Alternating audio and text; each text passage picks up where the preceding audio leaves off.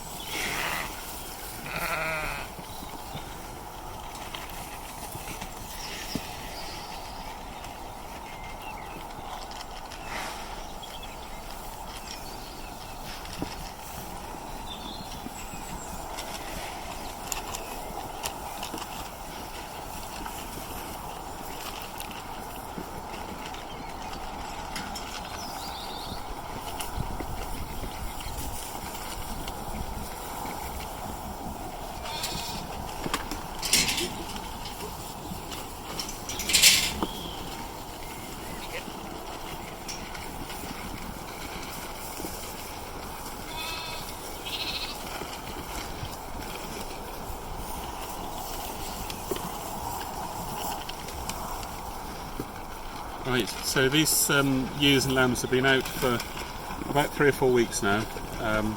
They've had an infection called coccidiosis, but we've caught it in time and treated them, so they're all recovering well from that. So, the serious bit. The fields are full, but the lambing barns are empty. There's an echo of that with the church and what we're all doing.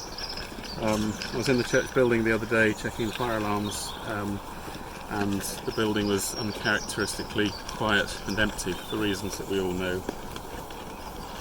The coronavirus has affected us all, probably all in different ways. Many of us are carrying on as before, really.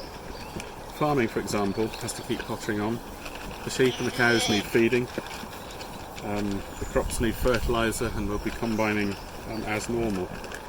But many of you will be key workers, putting yourselves at risk for the sake of others, which we greatly appreciate.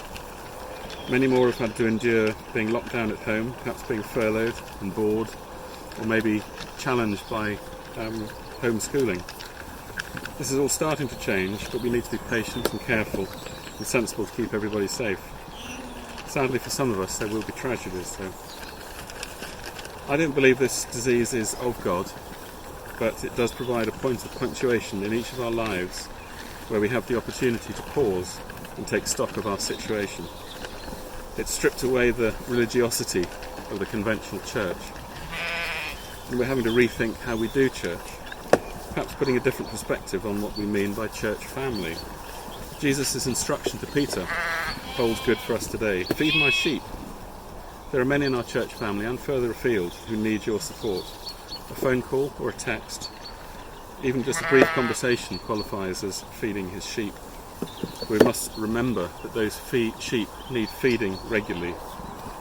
There are 2 gifts from God that I want to leave you with. The first is hope. This crisis will pass. We will be able to see our loved ones again. The gift of hope stretches far beyond this crisis. The gift of hope enables us to look at things through the perspective of an eternity with our Father. Now may be a time to pause and ask ourselves, what does this actually mean for us individually? Secondly, God loves us far more than any earthly father can.